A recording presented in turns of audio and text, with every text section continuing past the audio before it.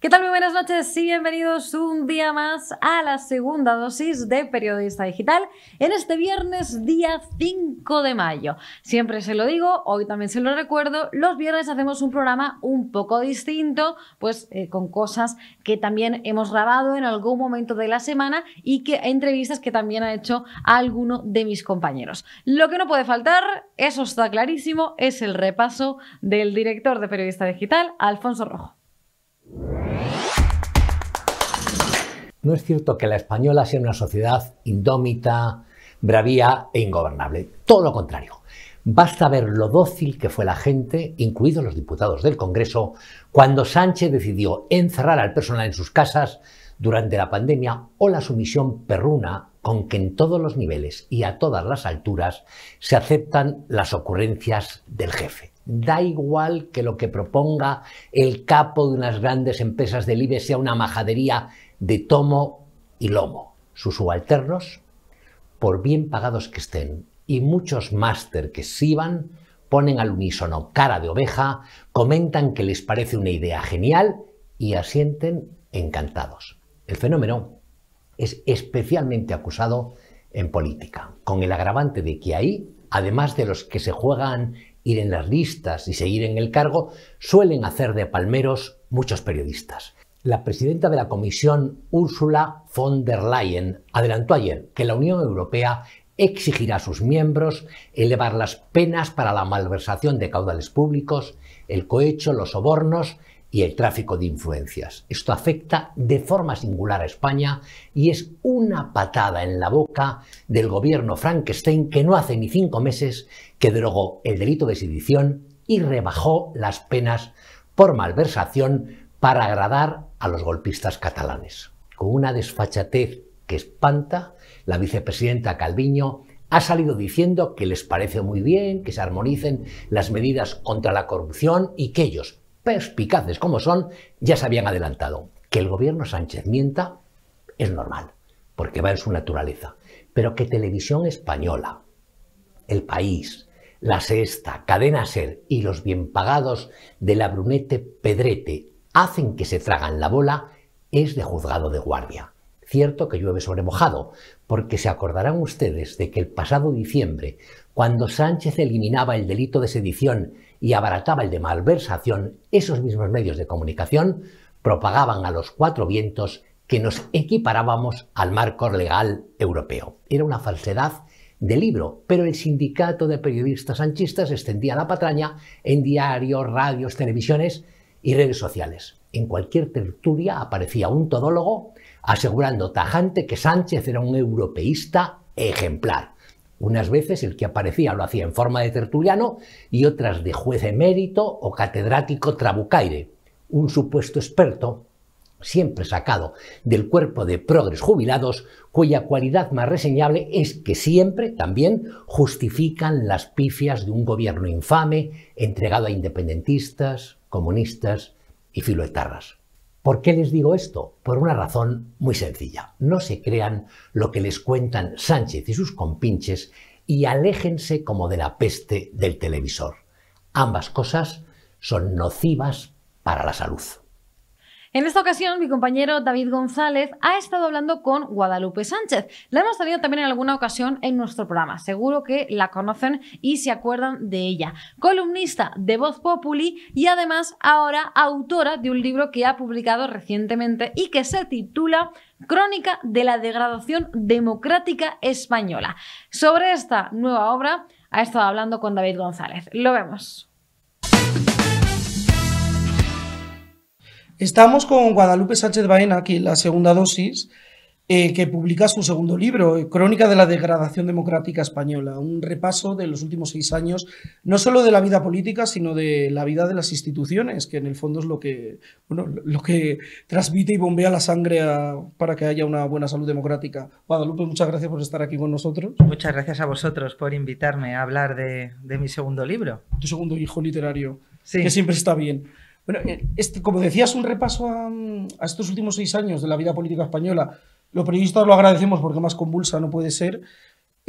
Claro, hay un momento en el libro que dices que bueno, la enfermedad, por llamarlo de alguna manera, que afecta a las instituciones españolas no es nueva y que un ejemplo en la historia reciente es el que podemos encontrar es el peronismo en Argentina. Sí, efectivamente, lo que estamos viviendo en España es una cepa que no es originaria de aquí, es originaria de Latinoamérica. Aunque lo común, lo habitual es identificarla con el chavismo porque tenemos, Claro, por aparte, toda la relación con aparte de Podemos. los ministros vinculados con CEPS, Sí. aquella fundación financiada por Hugo Chávez y con asesores del fallecido presidente venezolano, pues aunque lo habitual y lo fácil es identificarlo con el chavismo, hay mucho de peronismo, muchísimo de peronismo, tanto en el fondo como en la forma, me refiero, tanto en el plano discursivo como a las medidas que se están adoptando y la manera en la que se está afianzando esa manera de hacer política. Visto desde esa perspectiva, vamos, ya que tú eres abogada, pero yo voy a hacer un poco de abogado del diablo para la conversación. Una de las cosas que siempre te dicen cuando se utiliza la palabra peronismo de manera peyorativa es, dice, sí, pero tenía una base social muy necesaria en el momento. Claro, también encontramos esta justificación en ciertas formas de actuar, de decir, sí, pero este gobierno ha tomado una serie de medidas sociales que por otro lado no es mentira tampoco. Es que vamos a ver, es plantear una falsa dicotomía. Contraponer el respeto a la neutralidad institucional y a las normas del juego del Estado de Derecho con la posibilidad de hacer políticas sociales.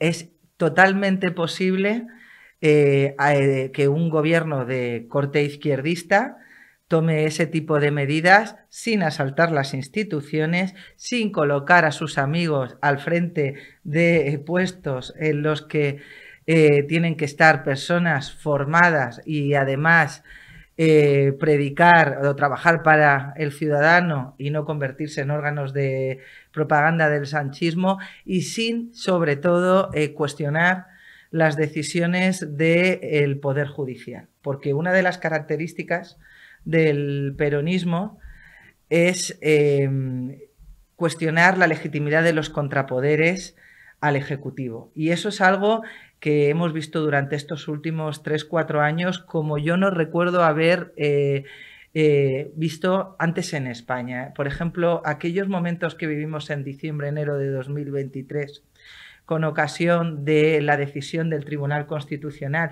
de acceder a una cautelarísima, algo que debería ser pues una cuestión para que debatiéramos los juristas y ya está, pues eso, que accedieron a una cautelarísima instada por la oposición, por el Partido Popular, para suspender una votación en el Congreso porque se consideraba que se habían incorporado 2 enmiendas a un texto en el que no procedía y se estaban vulnerando los derechos de los diputados de la oposición. Pues en aquel momento yo escuché cosas como que en el presidente del gobierno, ya no estamos hablando ni de periodistas, ni de tuiteros, ni de influencers. Escuché al presidente del gobierno decir que el Tribunal Constitucional estaba amordazando al Parlamento y a la democracia.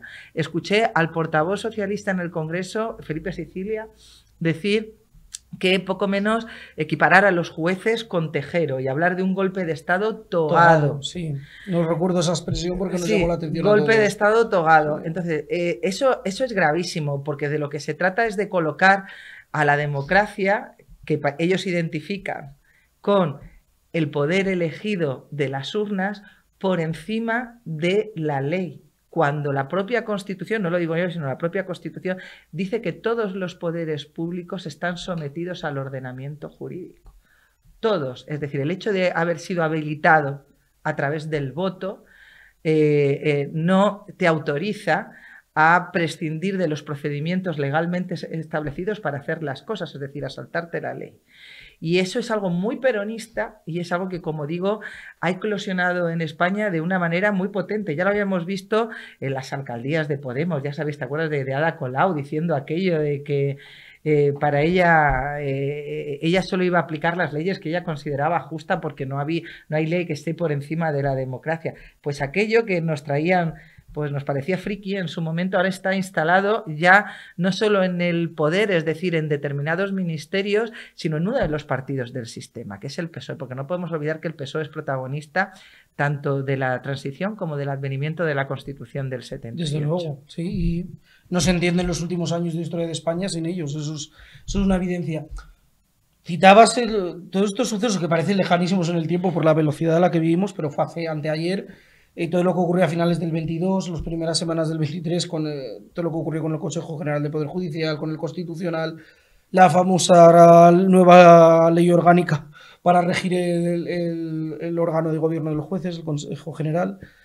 Bueno, visto desde fuera, llama la atención primero, sí ese manoseo de las instituciones por parte del poder político, pero claro, fuera de cámara hablábamos tú y yo de Vargas Llosa y me acuerdo de la novela Conversación en la Catedral, cuando hacían la pregunta ¿cuándo se jodió el Perú? Sí. Pues podríamos un poco preguntarnos cuándo se jodió todo esto y haciendo un poco así de historia rápida, y además lo citas en el libro muy bien, 1985.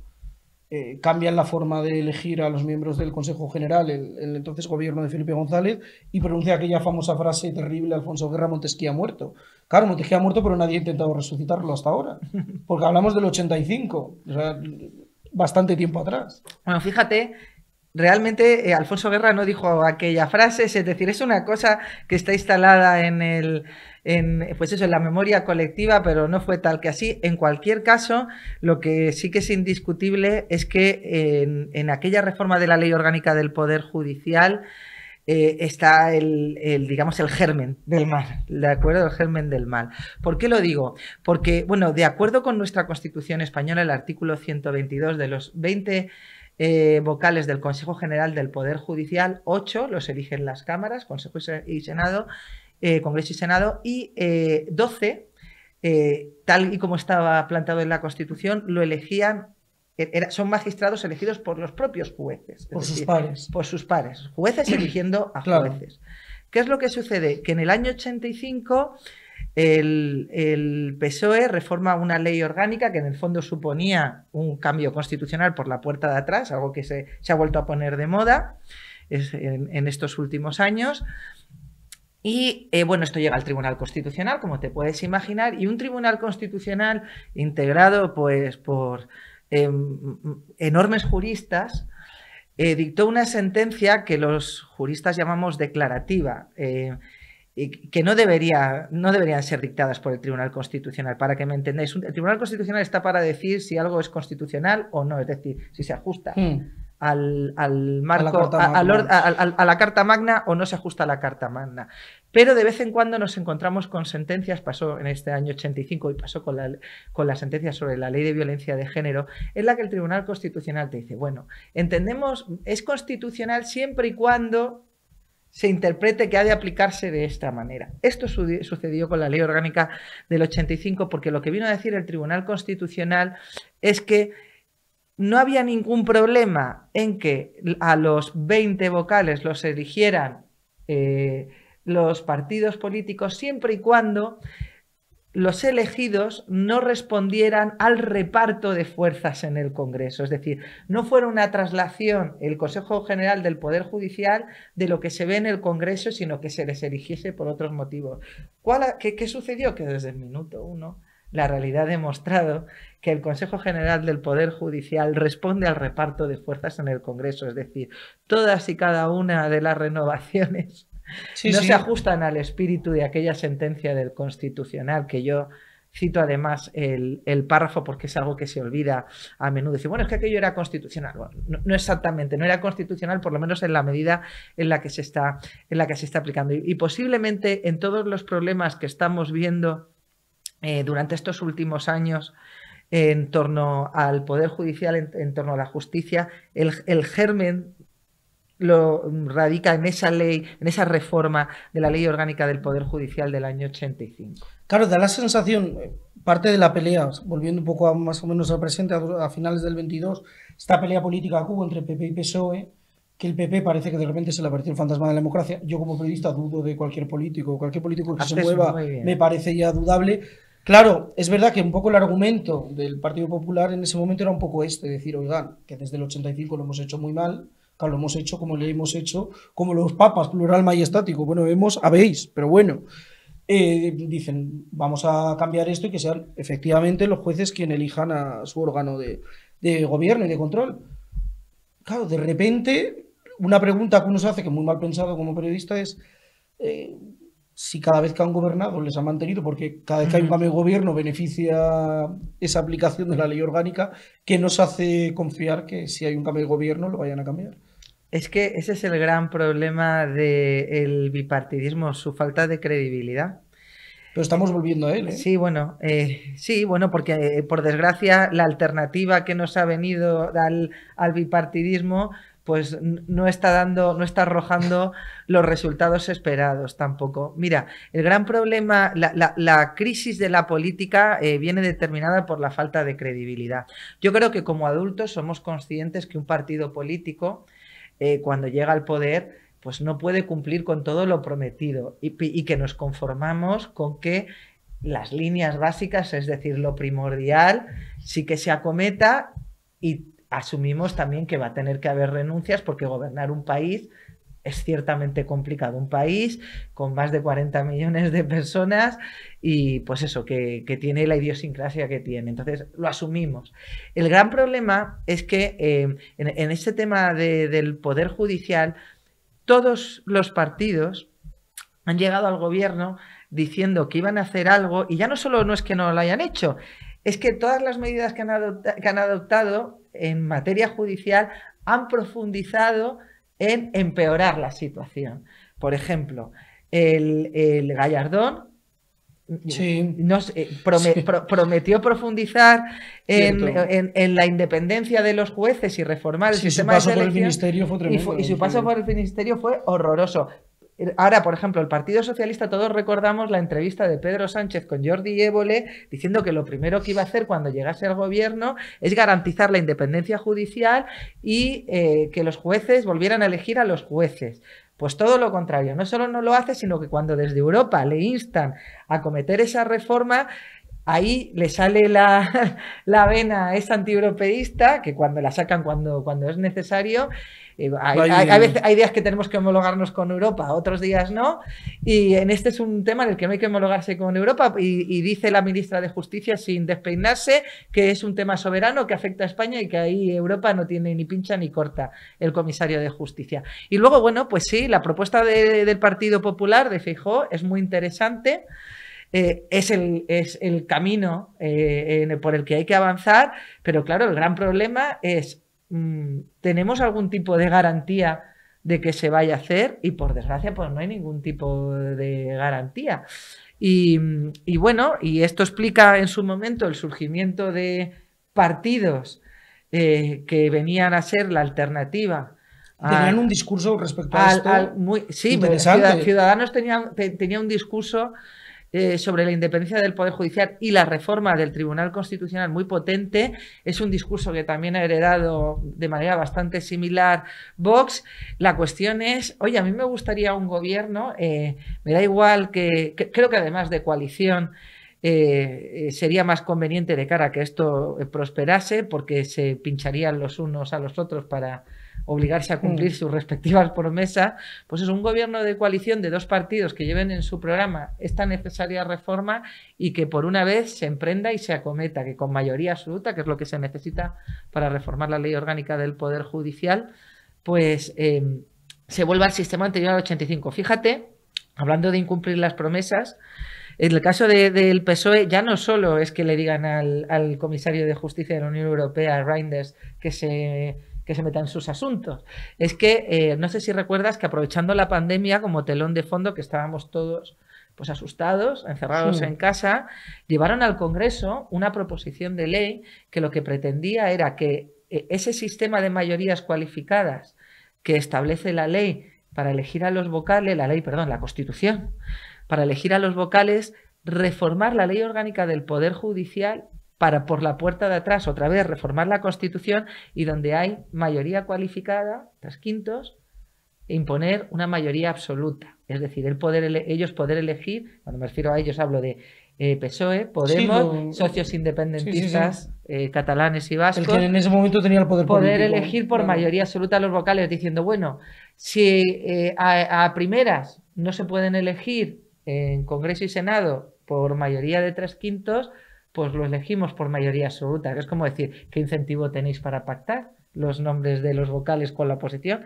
Ninguno, porque sabéis que si no hay pacto, vais a imponer o imponéis vuestros nombres sí o sí. Pues eso, esa proposición de ley se llevó al Congreso y fue tal el escándalo que se montó en Europa en un momento muy delicado para España, porque estábamos pendientes de recibir el maná, los fondos, el maná europeo. Fue tal el escándalo que se montó que hubo que retirarla, pero bueno, ahí la tienen. Más de una vez han amenazado con volver a plantearla, ¿eh? Hay un momento a finales del año 2022, aparte de todo lo que pasó con el Consejo General, llega un momento en que algo que se suele hacer habitualmente, que es nombrar el gobierno a 2 de los miembros del Constitucional, digamos que ahora que está tan de moda en estos días lo de la falta de protocolo, digamos que en el mejor de los sentidos una saltada de protocolo, por decirlo de alguna forma, y nombran desde el Ejecutivo a Juan Carlos Campos, exministro de Justicia, y a Laura Díez, una de las fontaneras de Moncloa, miembros del Constitucional.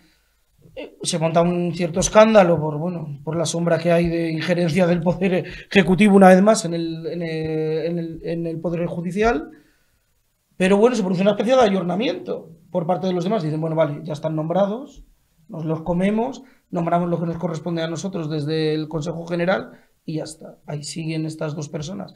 Claro, esto visto desde fuera dices, bien, se monta un escándalo, los periodistas estamos días y días hablando y escribiendo de esto hasta la saciedad, se apaga el fuego y bueno, ahí seguimos, ¿no? Yo con todo lo que sucedió en torno al asalto al Constitucional tengo la impresión, y no me escondo al decirlo, de que el sistema se plegó por miedo a que el PSOE al final se echase al monte como parecía que se estaba echando. Yo creo que el sistema ahí se plegó. Efectivamente, mira, el Consejo General del Poder Judicial, que es el órgano de gobierno de los jueces, lo primero que tienen que saber nuestros espectadores es que no es poder judicial.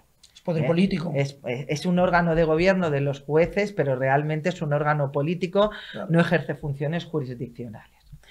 Entonces, que eso durante las semanas de escándalo, perdona que te corte, Guadalupe, nos cansamos algunos periodistas de repetirlo, sí. Porque en muchos medios se veía poder judicial. No. Toda la izquierda está diciendo que el poder claro. Judicial está politizado, identificando a Poder Judicial con Consejo General del Poder Judicial. Son cosas distintas. Eso es. Entonces, primero, no es Poder Judicial, aunque evidentemente muchas de las decisiones que adopta influyen en el Poder Judicial porque, por ejemplo, pues nombra a determinados magistrados que claro. Ocupan puestos muy relevantes en la Administración de Justicia, Tribunal Supremo, Tribunales Superiores de Justicia, etc. El Tribunal Constitucional tampoco es Poder Judicial. Digamos que es un tribunal político que, aunque la ley orgánica que lo regula y la propia Constitución lo configura como independiente, actúa como una especie de cláusula de cierre del sistema, porque en muchas de las decisiones que adopta evidentemente acaban metiéndose en política, algo que el Poder Judicial pues no puede ni debe hacer, aunque de vez en cuando nos encontramos algún caso en el que al juez de turno se le va la mano. Pero me estoy acordando de Prada con la famosa sentencia sí. De la caja. Pero mira, el tema este que me has comentado es muy interesante porque ahí vimos que el PSOE intentó utilizar precisamente forzar a que el Consejo General del Poder Judicial nombrara a 2 vocales progresistas para obtener la mayoría que necesitaba de cara, para que la gente me entienda, de cara a que salieran los 2 nombres que él quería para el Tribunal Constitucional, que no son 2 nombres cualquiera. Uno es el que había sido exministro de Justicia de este mismo gobierno hasta julio de 2021, que sí, que hemos tenido a magistrados en el Tribunal Constitucional que habían sido diputados por el Partido Popular o uno incluso que en sus tiempos mozos militó. Pero es que de ahí, que ya te puede parecer más o menos escandaloso, a nombrar en el Tribunal Constitucional a tu exministro de Justicia para pronunciarse sobre cuestiones que pueden afectar a tu gobierno, que por mucho que se abstengan va a haber cuestiones en las que al final se va a tener que pronunciar. Y no solo eso, es que también nombró a un alto cargo de Moncloa, a Laura Díaz, que es una señora, con todo el problema que tenemos en torno al independentismo catalán y en especial con la derogación de la sedición, que se han despenalizado los referéndums de independencia no violentos, pues nombra a Laura Díaz, que es una señora que estuvo involucrada en la aprobación de aquel referéndum en cuyo preámbulo se declaró que Cataluña era una nación, la famosa DUI. e incluso diseñó los decretos de estado de alarma inconstitucionales. Esa señora también ha dado el salto al Tribunal Constitucional. Entonces, esto es una vergüenza democrática, ya no es solo porque, oye, mira, hemos nombrado un señor que fue exministro. No es lo mismo nombrar un exministro en la época de Zapatero o en la época de Felipe González, que nos puede parecer pues más o menos adecuado, ¿no?, que uno de tu propio ejecutivo, bueno, pero es que actuarán de forma independiente. Bueno, pues que vengan y me lo expliquen, porque mira, el Tribunal Constitucional se ha convertido en un auténtico rodillo. Después de nombrar a Segoviano y Tolosa, que se llama el otro magistrado, y salir elegidos y darle el plácet a Campo y a Díaz, el Tribunal Constitucional, cuando en mi opinión Campo no cumplía los requisitos y si para algo se veía el plácet, más allá de la mera formalidad, es para haberlo frenado ahí, pues después de darle el plácet, el Tribunal Constitucional se ha convertido en un rodillo. Creo que de las sentencias que llevamos hasta ahora dictadas, ni una sola ha sido contraria a los intereses del Ejecutivo, y eso que había alguna bastante escandalosa. Voy a citar dos muy rápido, que no me quiero enrollar, ya sabes que soy abogado y tenemos mucho peligro. Dos muy rápidas. Una, que además no está en el libro porque es que ha sucedido con posterioridad. Mira, una de las cuestiones que se plantea al Tribunal Constitucional es el uso abusivo de los reales decretos por parte del Ejecutivo sanchista. Concretamente, el decreto que ampliaba los permisos de maternidad y paternidad estaba en trámite una proposición de ley en el Congreso y de pronto Sánchez dijo que lo aprobaba por Real Decreto. Los telespectadores tienen que saber que el artículo 86 de la Constitución establece como límites al Real Decreto, amén de que no pueda afectar a derechos fundamentales, a los derechos del título primero, establece también que tiene que usarse para cuestiones de extraordinaria y urgente necesidad. ¿Cómo va a ser de extraordinaria y urgente necesidad tramitar una cosa que ya está en el Congreso? Es decir, que se va a aprobar de manera inminente, en cuestión de semanas, meses, y además permisos de paternidad y maternidad, la ampliación de los permisos, que es algo con la que hemos vivido sin ello durante muchísimos tiempos. Pues sale Pumpido y te dice que sí, que no hay ningún problema, que la extraordinaria y urgente necesidad viene marcada porque hay que garantizar la igualdad ante la ley, nada menos, porque antes de esto había una desigualdad tremenda en el ámbito laboral. Y lo que viene a decir, de una manera muy tosca, muy burda, es que, bueno, que Pedro Sánchez puede utilizar los reales decretos como quiera y cuando quiera. Y la otra sentencia es la ley Celaá. ¿Por qué hablo de la ley Celaá? Porque es que ignora completamente la jurisprudencia del Tribunal Constitucional sobre esta cuestión hasta entonces. Se la ventila de manera rapidísima y se carga la posibilidad de subvencionar a centros concertados que disgreguen por sexo, ignorando lo que había venido diciendo el Tribunal Constitucional, tanto los de corte progresista como los de corte conservador, pero sin ningún tipo de problema. Entonces, ese es el resultado de este asalto. El resultado es un Tribunal Constitucional que se ha convertido en un satélite del sanchismo.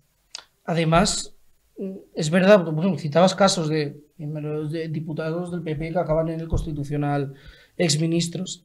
Es cierto que en estos últimos años un poco lo que ha llamado la atención a los ciudadanos y a los periodistas es no guardar las formas, digamos. Ya todo empieza cuando pasan de la Fiscalía al Ministerio y viceversa, Dolores Delgado, en ese trasvase que se convierte casi en una puerta giratoria. Llamó mucho la atención, pero una vez más ahí, en ese momento de recién llegado a la Moncloa, Sánchez con la moción de censura, ese sapo una vez más se lo tragó todo el mundo. Sí. Mira, ya la sensación en la calle, Guadalupe, que a veces lo que queda es hoy por ti, mañana por mí. Mira, yo tengo esa sensación también, es decir, te queda la impresión de que antes por lo menos intentaban guardar las formas, es decir, disimular. Claro. Dicho así Sí. en castellano llano. Por lo menos intentaba disimular y que quienes ocupaban estos puestos de altísima responsabilidad, por lo menos en apariencia, cumplían con sus funciones y en sus discursos y en sus decisiones, pues intentaban mantener ese halo de independencia, aunque alguna al final fuera bastante cuestionable. Ahora, como diría mi amiga Pilar de la Granja, han puesto como una tuneladora. Es verdad, han puesto una tuneladora y van arrasando con todo. Van arrasando con todo. Y pues el hecho de nombrar, por ejemplo, hablábamos de cómo puede ser que un exministro de Justicia y un alto cargo que ha estado en el diseño de decretos, lo que llamamos los periodistas fontaneros de Moncloa, que asalten, los metan en el Constitucional. Pues fíjate, el nombramiento de Dolores Delgado también. O sea, Dolores Delgado era la ministra de Justicia de Sánchez. La primera. Justo, sí, antes de convocar elecciones y a raíz de esas elecciones formarse el gobierno de coalición y designar a un nuevo fiscal general. Entonces, a su exministra de Justicia, nada más y nada menos, la nombra como fiscal general. Y luego aparece en un programa de radio, creo que fue de radio, no sé si fue de radio o televisión, y cuando le preguntan por una decisión polémica, dice, bueno, es que ¿de quién depende la fiscalía? Sí, sí. O sea, cuando la fiscalía, aunque no lo parezca, es poder judicial. Y no representa, sí que debería guardar. No debe representar a los intereses del gobierno, sino el interés general. Y, por ejemplo, ahora su sucesor, la manita derecha de Dolores Delgado, en toda la polémica de la ley del solo sí es sí, ha actuado de manera... Bueno, es que no existía la fiscalía. Bastante cuestionable, tirando flotadores al gobierno para dar a entender que, oye, que esta cosa que se sacaron de la manga del derecho transitorio, es decir, de aplicar una disposición transitoria incluida en el Código Penal del 95, que es decir, que como su nombre dice, transitoria, es decir, para regular el tránsito del Código Penal del 73 al del 95, los efectos el cambio de una a otro, pues una ley aprobada en 2022, resulta que esa disposición transitoria hay que aplicarla ahora porque a ellos se les olvidó incluir la correspondiente en la ley del solo sí es sí. Pues la Fiscalía echándole capotes para que puedan aferrarse a algo, o por ejemplo con esta última polémica que ha habido, que esto no está en el libro porque ya te digo que es que siguen sucediendo las cosas. Esta última polémica que ha habido porque se ha reunido Feijóo con una asociación de fiscales en una cena que lleva algo que lleva sucediendo décadas, a la que han asistido otros políticos y personalidades del mundo de la cultura, y que es bastante habitual y lo hacen todas las asociaciones. Pues una polémica en la que el fiscal general diciendo que, bueno, que es que ha pedido explicaciones a los fiscales porque esto puede cuestionar su necesaria neutralidad. Y dice, mira, primero, nombrando a Dolores Delgado fiscal general, es como que da un poco de vergüenza ajena que hablen de que se cuestiona por asistir a una cena con el jefe de la oposición, que además es algo que estaba anunciado y que se hace todos los años, que habléis de mantener las formas y la neutralidad. Pero es que luego, por ejemplo, el actual fiscal general del Estado, creo que fue en 2019, sí, pues seguro porque 2020... estábamos todos confinados. En 2019 asistía a unas reuniones organizadas por el Partido Socialista Gallego haciendo brainstorming de esto, tormenta de ideas para combatir a Feijóo en Galicia. Y no había ningún problema, y él era fiscal. Y entonces, claro, es que los fiscales tienen libertad de expresión, pues parece ser para según qué cosas que tengan que ver con el gobierno socialista, y ahora, sin embargo, pues hay que hacer teatro, hiperventilación, porque para digamos que compartir podio con el PP en asalto institucional. Es decir, no somos nosotros los que hemos intentado intervenir a la justicia y al Poder Judicial, sino que el PP igual o peor, cuando la realidad es que el PP está en la oposición y poco puede hacer. No tiene capacidad de tocar buey, como solemos decir. ¿Qué podemos hacer los ciudadanos ante todo esto? Porque es cierto que, bueno, como dicen en mi pueblo, cuando un tonto coge una linde, la linda se acaba y el tonto sigue. Es decir, la tendencia totalitaria está en todos los políticos, por desgracia, porque si pueden meternos nos la meten. Claro, ahora que hemos entrado en esta senda de ya ni siquiera guardar las formas en un asalto a algunas instituciones, sobre todo a los contrapoderes del Ejecutivo, que son fundamentales en una democracia liberal, claro, que podemos hacer los ciudadanos porque el miedo a que digas, bueno, cambie el nombre del que esté en Moncloa, pero las formas, porque han venido muy bien, como dijo una exministra, no vamos a cambiar a los malos porque los malos son muy buenos haciéndolo mal. Pues esta tentación que existe ahí, ¿qué podemos hacer los ciudadanos ante esto? Bueno, mira, lo primero, yo me quedo con la idea, con todo lo que está pasando y el escándalo que suscitan temas como por ejemplo el conflicto protocolario de ayer en comparación con algo tan grave como fue la derogación de la sedición, que casi que ha pasado sin pena ni gloria. Yo me quedo con la sensación de que la sociedad española es bastante ignorante en relación a los fundamentos jurídicos sobre los que tiene que cimentarse un Estado de Derecho democrático. Que la inmediatez de la economía es lo único que... Sí, hombre, también es lo que más te acucia. Claro, es lo único que hace que la gente reaccione un poco y que al final los cambios políticos se mueven por ahí. Claro, eso instala a los políticos en una comodidad peligrosa, porque la alternancia va a venir determinada de épocas de bonanza o de crisis económica. Unos van a actuar como auditores de cuentas, mientras que otros van a coger y cuando ya están las cuentas saneadas van a venir a derrochar y digamos que a crear políticas clienterales que al final se traducen en compra de votos, y que esa va a ser una dinámica que al final en lo que se traduce es en un deterioro institucional, porque parece que a nadie importa, por lo menos de la misma manera, que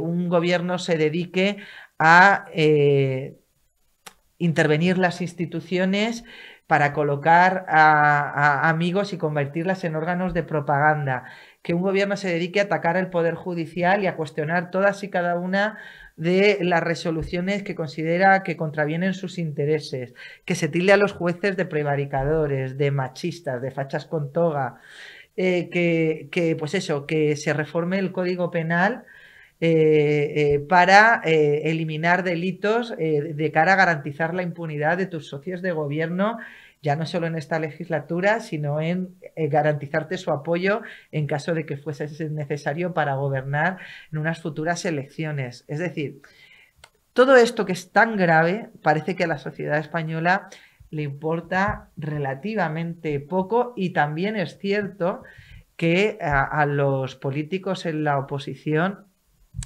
no parece que les haya dado por hacer un discurso tendente a advertir a la gente de los peligros que conlleva todo esto. A mí me gustaría que desde la oposición también se pusiera énfasis en la importancia de garantizar la neutralidad institucional, algo que no se hace. ¿Qué es lo que se puede hacer? Pues por desgracia con educación cívica, con educación en valores democráticos, y parece que la educación pues va por el camino contrario. Fíjate que el gobierno lo que hace es aprobar un bono de 400 euros para que los chicos jóvenes se los gasten en videojuegos y en cultura, pero no en cualquier cultura.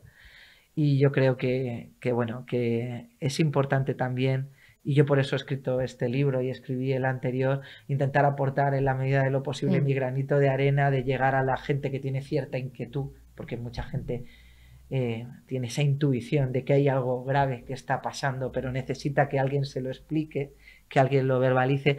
Pues con el libro intentar aportar un granito de arena para que la gente entienda que, aunque es cierto que la economía española está muy dopada y que esto va a acabar económicamente reventando antes o después, que la crisis institucional es ya no igual, sino más grave que la económica en estos momentos, porque al final de lo económico ya hemos visto que se acaba entrando y saliendo, pero de lo institucional es muy difícil volver hacia atrás, es muy difícil. Pues Guadalupe, muchísimas gracias por estar aquí con nosotros, nos quedamos con este libro. Bueno, a veces los periodistas vivimos un poco al día y un escándalo tapa otro, una noticia tapa otra. Es un poco la dinámica del periodismo, pero está muy bien que este tipo de cosas queden contadas en un libro, porque al fin y al cabo es lo que queda y lo que da dimensión. Siempre digo que la cultura va de qué es lo que queda después de la información. Pues esto está muy bien para saber un poco lo que está pasando en la vida institucional española, que Guadalupe creo que es más optimista que yo soy más pesimista, creo que continuará. Muchísimas gracias. A vosotros.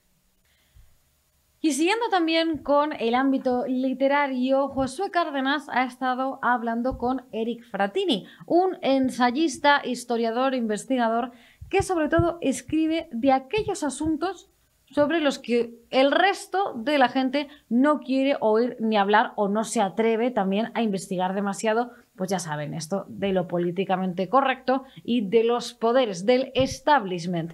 Ha escrito sobre la ONU, sobre la mafia italiana y también sobre Vladimir Putin. De esas publicaciones y de su historia, ¿no?, de su carrera como escritor y ensayista, ha estado hablando con él Josué Cárdenas. Lo vemos. Pues encaramos esta segunda dosis del viernes con una de las entrevistas más esperadas, porque si hay una persona que siempre crea expectación y que ustedes siempre están muy atentos a cuando saca libro o cuando pues dictamina uno de sus juicios, opiniones, misterios, exclusivas en los medios de comunicación, pues creo que ustedes siempre están pendientes y siempre están alerta. Y es el caso, sin duda alguna, de Eric Frattini. Don Eric, ¿qué tal? ¿Cómo está? ¿Qué tal? Buenos días. Un placer estar aquí con vosotros. Ya lo sabes. Un placer porque, claro, últimamente, no sé, es complicado encontrarte, claro. No sé si es que te estás escondiendo, ¿en qué proyecto estás envuelto? Pues, a ver, cierto que estoy más retirado de la primera línea del periodismo, ya no estoy tan metido, sigo los medios de comunicación, por supuesto, sigo la política de este país, por supuesto, porque a todo nos implica. Pero bueno, estoy más dedicado a temas de obra social, muchísimo tema de obra social. Sigo con el reto Pelayo Vida, donde cada año me llevo a 5 chicas que han sufrido cáncer, son supervivientes de cáncer. Me las llevo a algún lugar del mundo para hacer una gran expedición, un gran reto deportivo. Acabamos de estar a finales del 2022, estuvimos en Jordania. El próximo mes de octubre, con las otras 5 chicas diferentes que ya han sido elegidas, vamos a ir a Patagonia para hacer una prueba muy dura en la placa de hielo continental y luego tendrán que escalar la montaña del Cerro de Gorra Blanca. Y después preparando un aula navegante de sostenibilidad para una gran universidad. Y bueno, ya te digo, y luego preparando un nuevo libro, pero eso es lo único. Digamos que el periodismo de primera línea estoy, yo digo que retirado, jubilado, llámalo como quieras. Jubilado no, porque nunca me jubilaré, pero bueno. Uno nunca se acaba de retirar, pues impresionante este reto que lleva a cabo. Yo quiero preguntarle, para entrar en materia, antes de hablar de actualidad o de temas geopolíticos que nos pueden tener inquietos, hay una curiosidad que mucha de la audiencia tiene, que usted lo ha escrito, pero ¿qué pasó con Hitler? Yo es algo que siempre le he querido preguntar. ¿Qué pasó? Cuéntenoslo. ¿Qué pasó con Hitler? ¿Realmente asesinó en el búnker? ¿Escapó? Cuéntenoslo, porque eso siempre nos inquieta. Bueno, pues yo escribí un libro para la editorial Planeta que se llama Murió Hitler en el búnker, con interrogación. Voy a cumplir 60 años, yo soy de la generación que aprendió en la escuela, en el colegio, que Hitler se había suicidado a primeros de mayo del año 45 en el famoso búnker de Berlín, ante el asedio de los rusos, de las tropas soviéticas. Y cuando empiezo a investigar sobre el tema, para el tema del libro, comienzo a descubrir cantidad de documentos. Creo que manejé cerca de 1.500, 1.600 documentos desclasificados del gobierno americano, desde el CIC, que era la unidad de contrainteligencia, de la CIA, del FBI, donde hablaban de la posibilidad de que Hitler se les hubiera escapado del cerco de Berlín. Documentos firmados por J. Edgar Hoover que decían, asegurando que a Hitler lo habían detectado en el sur de Argentina. Y haciendo una vida normal. Bueno, parece ser que estaba, supuestamente en ese documento dice que está escondido en la zona de Bariloche, una zona de montañas, una zona muy montañosa de Argentina. Pero bueno, entonces a partir de esos documentos fue cuando yo empecé a decir, pues venga, voy a escribir un libro sobre las teorías que hay sobre si Hitler pudo escapar o no pudo escapar. Incluso he asistido a debates con otros grandes periodistas que han escrito grandes libros sobre el tema de como David Solar, por ejemplo, uno de los grandes escritores y grandes biógrafos de la Segunda Guerra Mundial, donde estuvimos discutiendo abiertamente sobre este tema. Y luego, déjame decirte que cuando terminé el libro dije, pues mira, antes era un 100% defensor de que Hitler se había suicidado en el búnker en el mes de mayo del 45, y después de escribir el libro ya no lo tengo tan claro. ¿Cuál es el porcentaje? Estoy en un 50 y 50. Después de tanto documento leído. Sí, sí, sí. Espectacular, ¿eh? Sí, sí. Ese 50-50. Es que los documentos que manejé son espectaculares. Muchos los publico en el libro, otros no he podido publicarlos porque no podía publicar todos los documentos que tenía, pero hay documentos verdaderamente espectaculares de la unidad de contrainteligencia militar estadounidense en Berlín, donde te explican de cómo se les puede haber escapado, Hitler. Y luego tirando abajo también las teorías que había de un historiador británico, de Hugh Trevor Roper, que era un historiador británico que lo manda Winston Churchill a Berlín para decidir que tiene que escribir la historia de Hitler muerto en el búnker. Y luego yo empecé a analizar ese libro con otros documentos que había, y había muchos errores en ese libro. Claro, este libro está escrito en el año 45-46. Claro, está escrito en el mismo momento. Entonces, bueno, había muchas cosas que no coincidían con lo que sucedió realmente, ¿no? Entonces, bueno, pues era un poco eso, era un poco, digamos, hacer cuestionarse a la gente de muchas cosas que pasan, ¿no? Es bueno cuestionarse cuestiones. No le voy a preguntar por Elvis Presley o por otros, o Jesús Gil, pero realmente, joder, es absolutamente inquietante. Y con la perspectiva que usted tiene, con las fuentes que usted maneja, ¿cómo ve la salud de Europa? Ahora mismo, ¿cómo definiría la situación europea a nivel geopolítico, como continente? ¿Cómo está la vieja Europa? Hoy muy dolidos, ¿no? Porque hoy estamos todos los ciudadanos de la Unión Europea estamos dolidos, ¿no? Después del anuncio de Lagarde de que suben los tipos de interés, pues yo creo que todos los que tienen hipotecas estarán, vamos, hoy no se podrán levantar del sofá, ¿no? Tendrán un dolor en el trasero. Yo creo que la sociedad europea está ciertamente radicalizada, la sociedad europea. Curiosamente, cuando a los españoles, digamos que vimos, que fuimos testigos de cómo España entró en la Unión Europea, en la Comunidad Económica Europea, que se decía que era un gran nivelador o una gran organización para evitar las radicalizaciones de los ciudadanos, de los pueblos, que son muy peligrosos. Yo he sido como Alfonso Rojo, hemos sido testigos de lo que sucede con estos casos, ¿no? Como por ejemplo en Yugoslavia, cuando se radicalizan las sociedades, ¿no? Los nacionalismos malentendidos, ¿no? Y yo creo que la sociedad europea, al contrario que debería ocurrir, cada vez está más radical. Cada vez está más radicalizada, la gente cada vez está más radicalizada. La época en la que hemos vivido en España, maravillosa, de entendimiento, de que tú fueras de izquierdas y yo de derechas, o tú de extrema izquierda y yo de extrema derecha, y que éramos capaces de discutir y capaces de entender, y que ahora que la izquierda lo que ha conseguido es que la derecha se radicalice más, y la derecha también ha conseguido que la izquierda se radicalice más, ¿no? Entonces ya no estamos hablando de polos como el Partido Socialista y el Partido Popular, ¿no? Ahora estamos hablando de bloques muy, muy, muy, muy radicalizados, y eso es un problema. ¿Y cuáles son los enemigos de Europa? Porque hay personas que sitúan a Vladimir Putin como el gran enemigo, otros el Islam. Bueno, es que tenemos muchos. Tenemos la inmigración descontrolada. La inmigración descontrolada es un gran enemigo de la sociedad. La inmigración descontrolada, la delincuencia que trae esa inmigración. Yo creo que eso es uno de los graves problemas que tenemos en España, uno de los graves problemas que tiene Italia, uno de los graves problemas que tienen muchos países fronterizos fuera de la Unión Europea. Luego, por supuesto, otro de los graves problemas es los nacionalismos. Los independentismos son graves problemas, porque yo siempre digo que los independentismos es la visión paleta, no la visión paleta de que mi portal es mejor que el tuyo.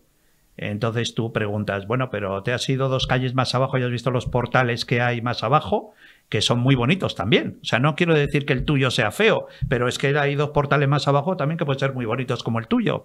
Y luego, principalmente en una sociedad donde, yo siempre lo digo, en una sociedad donde mi pasaporte es exactamente igual que el tuyo, pero es que el tuyo es exactamente igual que los italianos, los franceses, los holandeses. Tenemos el mismo pasaporte. Hay 25 estados que tenemos el mismo pasaporte. Y entonces llegará un momento en el que tú dices, no, es que mi barrio es el más bonito. Está genial que tú digas que tu barrio, o sea, los nacionalismos no están mal. Es decir, yo soy un gran nacionalista con Madrid, lo reconozco. Soy un nacionalista extremo con Madrid. Madrid es una ciudad maravillosa, es una ciudad preciosa, es una ciudad maravillosa para montar empresas. Yo me hice empresario hace unos años y es una ciudad muy fácil para montar una empresa. Pero no digo que somos mucho mejores que los sevillanos, que Sevilla, o no digo que somos mucho mejores que Valencia, no, Valencia es una maravilla, y Sevilla y Barcelona es una ciudad maravillosa, pero el problema es cuando llegan los nacionalismos extremos, ¿no? Como estamos viendo en Cataluña, por ejemplo, con el nacionalismo extremo de los independentistas, ¿no? Y entonces, bueno, es una visión paleta, y esa visión paleta es un problema para la Europa que deberíamos vivir. ¿Y esos nacionalismos extremos a quién le convienen? Porque parece que están de alguna manera sustentados, evidentemente por una masa social que lo apoya, pero después internacionalmente se habla de ciertos intereses con la figura de Puigdemont, de apoyar al nacionalismo por parte del señor George Soros, que ha podido que le convenga que en España haya un caldo de cultivo así. Rusia también se dijo que apoyó a Cataluña, pero también se ha desmentido. ¿A quién le interesa que existan estos nacionalismos? Bueno, hay intereses creados, es decir, yo nunca creo que los políticos que tú y yo elegimos sean los que gobiernan. Eso yo no lo he creído, ya tengo 60 años y yo creo que soy, yo no me lo creo. Votamos a Feijóo, a Abascal, a Sánchez y no sirve de nada. No, yo creo que no, yo creo que esos no gobiernan, los políticos no gobiernan, pero en ningún país, o sea, da igual que sea Inglaterra, da igual que sea Francia, Macron no gobierna, los que gobiernan son los grandes poderes económicos y financieros, que son los que sustentan a esos políticos y esas campañas electorales. Esos son los que manejan realmente el poder. Yo escribí una novela hace unos años que se llamaba La lenta agonía de los peces, ¿no? Donde se desarrolla en Gran Bretaña durante el atentado de Londres, en el metro y en los autobuses de Londres, y el malo era un gran magnate que se llama Lord Morton Mosley, donde él explicaba, que ahí viene el título de la novela, le explicaba a un agente del MI5 que los ciudadanos somos pececitos de colores, ¿vale? Que estamos en la pecera nadando esperando con la boca abierta que alguien nos alimente, ¿vale? Hasta que una mano poderosa nos saca de esa pecera y nos deja encima de la mesa. Dice, ese pececito solo se moverá, aleteará, coleteará, pero no hará nada más por su vida, hasta que una mano poderosa decida volverlos a poner en su ámbito, en su sociedad, en su ámbito, digamos, cómodo y confortable, que es volver al agua. Dice, esa mano poderosa somos nosotros, los que movemos los hilos financieros, porque somos nosotros los que evitamos la lenta agonía de los peces, refiriéndose a las sociedades.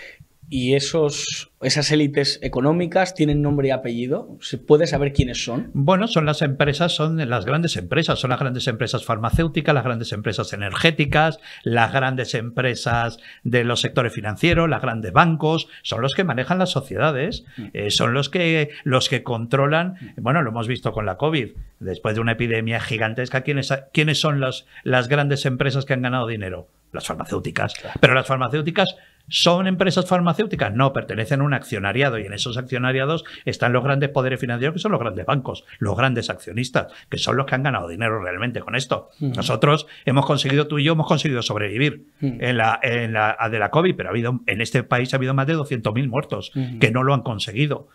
Pero muchos ancianos. Sí. Mi madre vive en una residencia mi madre está en una residencia en Madrid y pasó la COVID, fue una de las primeras en pasar COVID, no tuvo síntomas, pero en esa residencia murieron 40 y tantos compañeros de mi madre.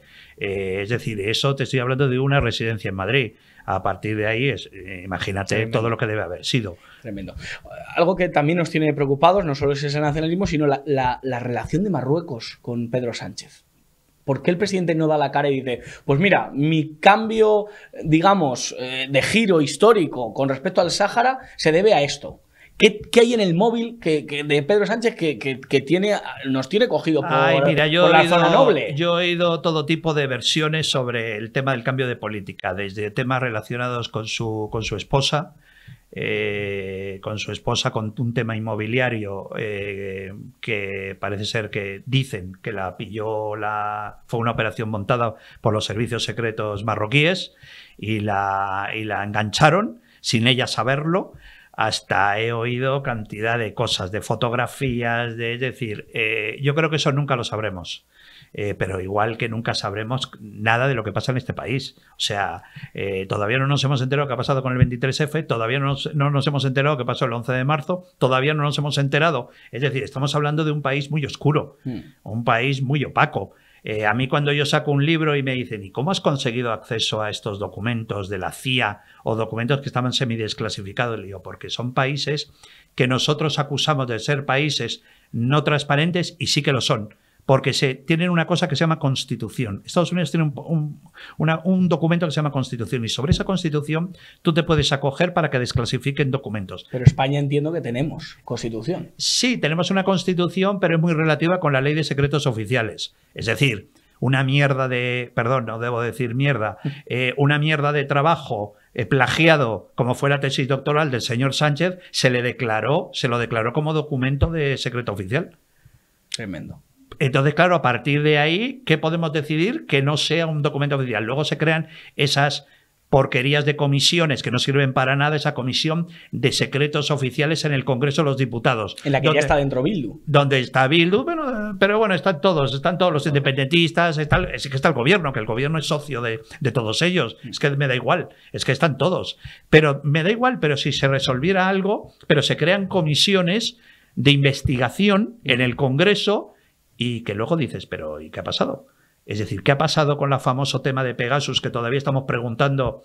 Bueno, yo ya no lo pregunto, pero los periodistas de ahora estáis preguntándolo. ¿Qué ha pasado con aquel famoso caso del tema de Pegasus, de las escuchas al teléfono del presidente?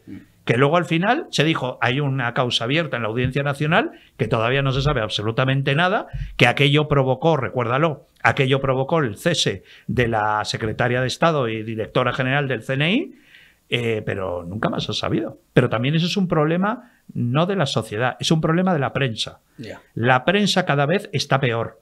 Gracias a Dios yo ya no estoy en este sector, gracias a Dios. Solamente tengo el carnet de la Asociación de la Prensa por el servicio médico, nada más. Pues mira. Es por lo único que tengo, me identifico como periodista. Pero, ¿qué ha pasado? Los medios de comunicación, ¿cómo no han seguido preguntando al gobierno? Bien es cierto que tenemos una portavoz del gobierno que acaba de ser sancionada por la Junta Electoral por hacer propaganda electoral en cada rueda de prensa que da después del Consejo de Ministros. Pero bueno, es que vivimos en el país que vivimos porque tenemos los medios de comunicación que tenemos. Es una gran pena, lo digo desde esta posición, pero es verdad que es una pena y vivirlo desde el Congreso, de verdad que es bochornoso. Hablando de agujeros negros o de expedientes X, ha citado usted alguno, ¿cuáles son los que más le llaman la atención de este país, de España? ¿Cuáles son los que más le inquietan o le tienen preocupado? ¿Desde Isabel la Católica o desde que gobierna Sánchez? De donde usted quiera. Bueno, es que, pues desde que gobierna Sánchez, es que es el gobierno, pero nadie le parece preocupar, ¿eh? No les preocupa a los diputados, no os preocupa a los periodistas, tampoco le preocupa a la ciudadanía, que es el gobierno menos transparente de la democracia. Menos transparente de la democracia, y te lo dicen organismos internacionales de transparencia, que es el gobierno menos transparente que hay, que manejan todo el país a través de decretos, como si fuera una dictadura. Pero, chico, pero aquí nadie pregunta, nadie absolutamente pregunta. A mí lo que me sorprende mucho es que en las encuestas todavía... No hablemos de la porquería del CIS, que eso no se lo cree nadie y es divertido. A mí la verdad es que me divierte mucho ver cómo el señor Tezanos manipula la realidad, ¿no? Pero te digo, las grandes consultoras de encuestas, Sigma 2, es decir, siguen dando al Partido Socialista con muchísimos votos, con 89 diputados. El que lo pone más... peor en las próximas elecciones le da 89 diputados. Oye, que todavía hay gente que vota al Partido Socialista. Es sorprendente, ¿eh? Es absolutamente sorprendente. O sea, es el gran expediente, porque hay gente que vota pero de la misma forma que cuando salió el Partido Popular, después del Partido Popular, yo era votante del Partido Popular, y después de todo lo que hicieron, con todos los casos de corrupción, dejé de votarlos. Mira, yo siempre lo hablo con amigos míos, ¿vale? Yo siempre le digo que son de izquierdas, ¿eh? Yo me considero de derechas, absolutamente. Yo reconozco que fui votante del PSOE, también en el año 82 voté al PSOE, como tanta gente joven que votó al Partido Socialista. Por eso, ¿le ha pasado factura el posicionarse en la derecha? Es decir, sin complejos en televisión y en medios. ¿Qué es usted? ¿Sabes qué pasa? Que cuando llega un momento, te iba a decir, que cuando tienes dinero en el banco y estás fuera del sector, me importa tres narices lo que me diga la gente. Si me dice, ¿sabes qué pasa? Que ahora actualmente el que te digan tú eres un rojo o tú eres un facha, es como decir, tú eres tonto, o eres imbécil, o eres idiota, o eres guapo, o eres feo. Es que ya han degenerado tanto la palabra rojo y la palabra facha, que ahora que a mí me llamen facha es que me importa tres narices. Es que me da exactamente igual. El único rojo que nos gusta es el de Alfonso. Ese es el exactamente, exactamente. No, yo tengo amigos míos de izquierdas con los que, claro, pero lo que pasa es que, claro, es que proceden de la izquierda, de la antigua izquierda. No de esta izquierda no, posmoderna, radicalizada, que ¿no? dice niñes. No, efectivamente, es que yo tengo amigos míos que son periodistas, que son de izquierda, de ideología de izquierdas, con los que me siento a comer y da gusto hablar con ellos. También tengo amigos míos de Vox, tengo amigos míos de Podemos, tengo amigos de Ciudadanos, de los poquitos que quedan, de los dos que quedan o tres que quedan. Son amigos. Son amigos míos y como con ellos, la verdad es que son muy interesantes las conversaciones que se tienen. Sí. Pero de todas formas es que, bueno, cada vez está más radicalizada esta sociedad. Vamos a jugar un juego muy sencillo, a mí me gusta mucho. Yo le digo un término, un nombre y usted me lo define con la primera frase que le venga a la cabeza. Pedro Sánchez. Pinocho. Joe Biden. Tercera edad. Donald Trump. Solo con una palabra. O una frase. Alguien que quiso y no pudo. Feijóo. Una esperanza. Abascal. Una gran balanza. Putin. Un desestabilizador. Zelensky.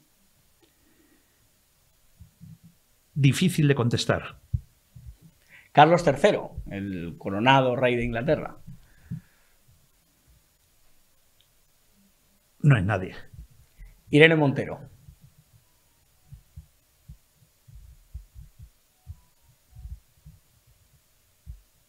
Un peligro. Y para acabar, el Papa Francisco, su santidad. Muy argentino. Pues muchísimas gracias, por estar con nosotros. Pues para acabar, no sé, mandarle un mensaje a la audiencia y un poco hablarles del futuro, de cara al futuro. Sé que usted no cuenta con una bola de cristal, pero sí que tiene muy buenos contactos y sí puede ver pues hacia dónde vamos a ir. Un mensaje para la audiencia sobre eso, sobre el futuro. Que tengan cultura para votar.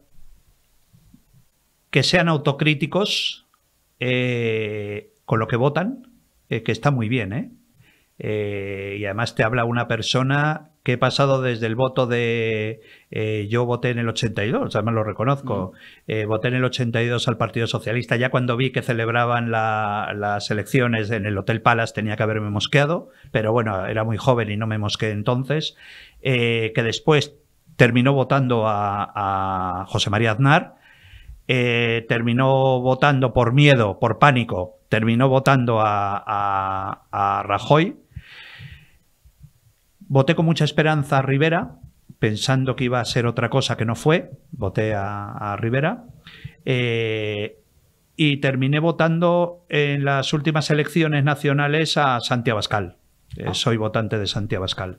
Creo que va a ser una buena balanza. Y en Madrid, pues yo, además como no soy nadie, siempre digo mi voto. Luego soy terriblemente ayusista. Soy un defensor de Isabel Díaz Ayuso y además vivo en Madrid. Y soy un gran defensor de José Luis Martínez Almeida y soy almeidista, ¿no?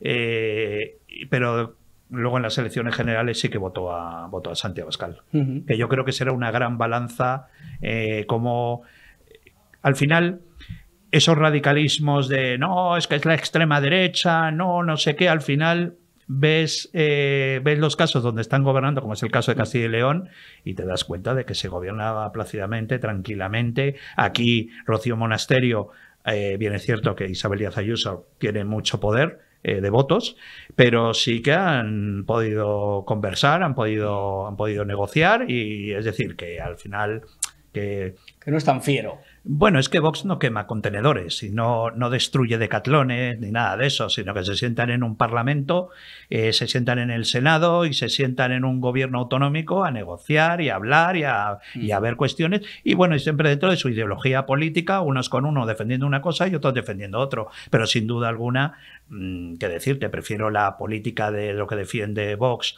o lo que defiende el Partido Popular y no lo que defiende Podemos, que han puesto... Hoy creo que han pasado la cifra, han pasado los 1.000 beneficiados, los 1.000 abusadores sexuales y violadores, y todavía estamos esperando los españoles a que esta señora, la ministra de Asuntos Sociales, la ministra Montero, Irene Montero, salga a la palestra a pedir disculpas a la sociedad española. Y no solo a la sociedad española, sino... por supuesto, al menos a las 1.000 víctimas de esos 1.000 acosadores sexuales y abusadores sexuales y violadores. Pero mira, oye, también te digo, que la gente es mayorcita a la hora de depositar su voto, que la gente tiene más de 18 años para depositar su voto.